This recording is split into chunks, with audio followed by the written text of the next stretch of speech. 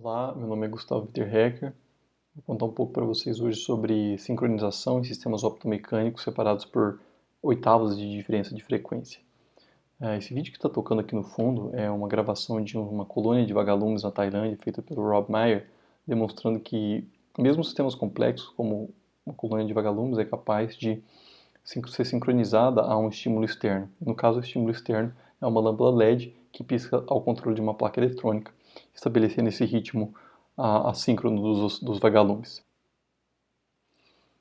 A gente começou a estudar sistemas optomecânicos oscilatórios há algum tempo, e nessa primeira demonstração que a gente fez em 2012, a gente investigou que sistemas optomecânicos, que são constituídos por cavidades que são simultaneamente óticas e mecânicas, são capazes de, uma vez no estado de oscilação, estabelecerem sincronismo com outras cavidades optomecânicas, mesmo não tendo um contato físico entre elas, ou seja, o campo óptico, um físico mecânico entre elas. O campo óptico de uma interage com o campo óptico da outra, estabelecendo um canal de comunicação entre elas, formando então a possibilidade de sincronizar.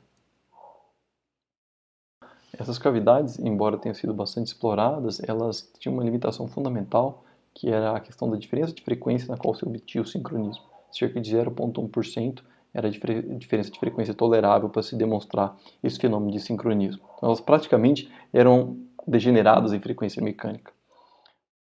Isso é o que a gente dá um salto agora e demonstra que, apesar de ter sistemas separados por oitavas de diferença de frequência, você ainda consegue explorar o fenômeno de sincronismo nesses sistemas. Esse trabalho foi liderado pelo Kaique Rodrigues, estudante de doutorado, junto com Cauê Kersul, André Primo, e pelos professores Pincal Lipson, da Universidade de Colômbia, Thiago Alegre, da Unicamp, e eu.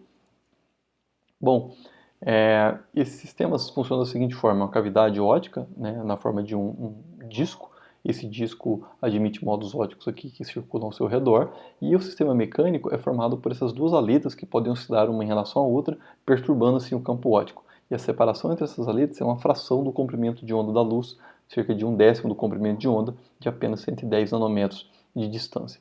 E é isso que confere a essas cavidades uma alta taxa de acoplamento optomecânico. E essa taxa, por sua vez, é o que permite que a gente consiga atingir esse estado de alta oscilação optomecânica. Apenas injetando um pouco de luz CW no sistema, luz contínua, você consegue ver essa transição que acontece entre o sistema térmico e um sistema oscilatório com amplitude bastante elevada. Quando você injeta um sinal óptico, agora não contínuo, mas um sinal modulado em amplitude, né, isso significa que aparece um tom de oscilação em radiofrequência no seu campo óptico. Ao varrer esse tom de oscilação de radiofrequência em torno da frequência mecânica, efetivamente você está forçando o oscilador mecânico a responder a essa excitação. Se essa força é fraca, você obtém uma situação da esquerda, que você não tem sincronismo. Se essa força é intensa, acontece a situação da direita, na qual pode sim ocorrer sincronismo. Isso aqui são apenas esquemáticos ilustrando esse processo de sincronização. Em sistemas não lineares é bem conhecido que, dependendo da não linearidade, você pode ter a resposta de sincronismo ocorrendo não só na frequência fundamental, mas também em harmônicos da frequência fundamental, como é ilustrado nesse diagrama aqui, que é o chamado de mapa de Arnold, né, no qual essas línguas, essas regiões coloridas, representam o intervalo de frequência na qual o sistema apresenta sincronismo. O que acontece tipicamente com tudo é que a largura dessas regiões vai ficando cada vez mais estreita à medida que se avança em harmônico.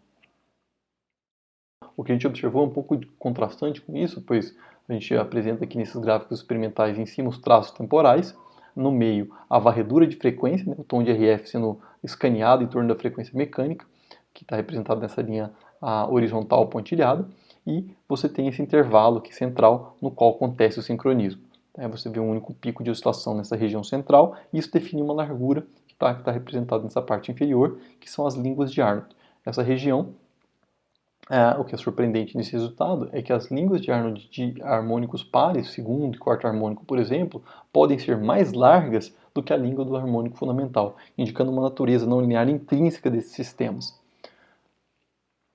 Eu vou dar uma pincelada na origem disso. Isso tem a ver com a não linearidade da pressão de radiação presente nesses sistemas. Então, a pressão de radiação, que é o responsável por fazer o sincronismo, ela é uma força que, embora o sistema mecânico seja linear, ela se traduz de forma não linear para o sistema mecânico, ou seja, tem uma transformação dessa não linearidade. e ela acontece à medida que a amplitude de oscilação mecânica aumenta. E essa é uma característica importante desse sistema em particular que a gente explorou. Ele exibe essas amplitudes grandes que levam à resposta ótica não linear do sistema. E é através dessa resposta ótica não linear que surge a não linearidade efetiva do sistema, resultando então nesse sincronismo que a gente observou nesse artigo.